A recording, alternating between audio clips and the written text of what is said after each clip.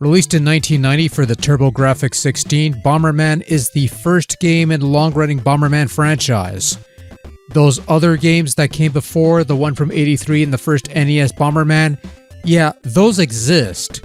But those are more like pilot episodes compared to this first chapter, which pretty much establishes the formula going forward. The varied worlds, the cutesy look, the colorful cast of palette-swapped bomber people, the slightly faster gameplay, and most importantly, the first time that battle mode is introduced, allowing up to 5 players to compete against each other in Bomberman action. Said battle mode requires a multi-tap device to play, however, and since I have no such device, it will not be featured in this video.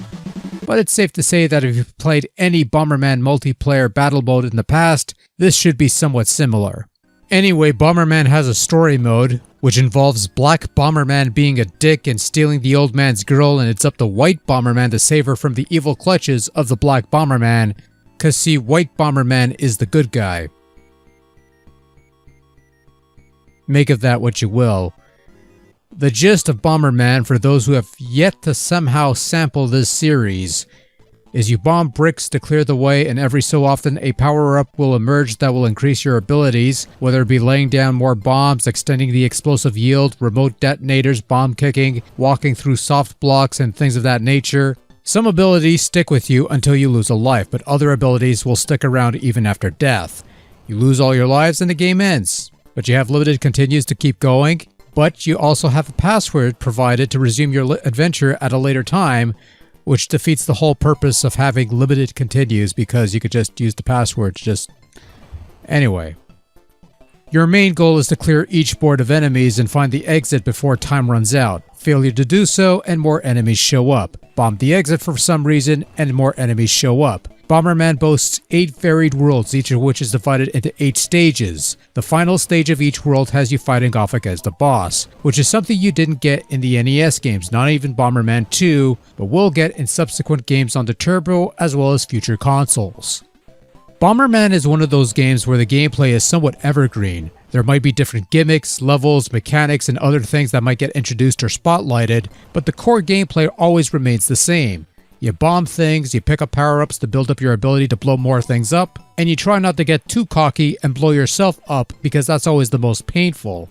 This Turbo version is no different. It's one of the earliest games, but it's the one that establishes the template going forward, with the gameplay being simple and straightforward in regards to figuring out how things work. And I've said this about Bomberman 2 in the past, but it also applies here. Comparing this to that first NES Bomberman, this is a significant upgrade. The characters are a little better looking, the gameplay is slightly faster compared to that first NES game, you're traveling to different worlds and they look distinct enough from each other. There's a bit of charm and personality to this game that the earlier pilot efforts were lacking, and that's what makes it endearing, so to speak. And while I'm not a huge fan of the bosses, personally I think they're more of a hassle, especially if you're going in slightly underpowered. It's something to break up the monotony, so to speak, which you don't get much of a feeling of here since the levels themselves are varied both in length and design.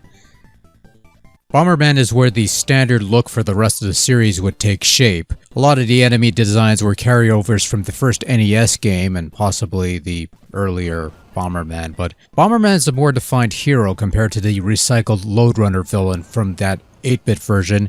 The environments are more varied and colorful, the opening cutscene is somewhat humorous, less so as the map, which is just a map, so of course it isn't. Runs well, doesn't flicker, doesn't seem to be like there's a whole lot of slowdown, for the most part. It looks like a Bomberman game would for the next few years at least, so that's something. There's a slightly larger track listing here compared to the 8-bit version, and you've got some decent jingles here, with a couple even making it to later games in the series. Naturally, better hardware means updated sound quality over what came before, although the explosions don't quite sound as meaty here as they do in the NES games, amazingly enough. It's not really a knock or anything, that NES explosion is just sweet sounding, and this somehow doesn't compare. But that's okay, the explosions are nice here too, I suppose. I guess.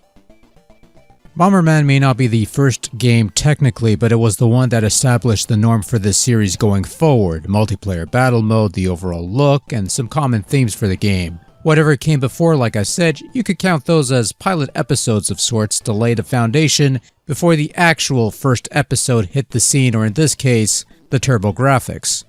Now, of course, the console will get a couple more sequels down the road with some additional stuff, but sometimes it's okay to go back to an earlier point where everything is scaled back just to see where it kinda sorta began, if you will. For the sake of curiosity, if you haven't played this one, it's worth checking out, but like I said, Bomberman's kinda evergreen. If you've played one, you've pretty much played them all. And you know what? That's not necessarily a bad thing.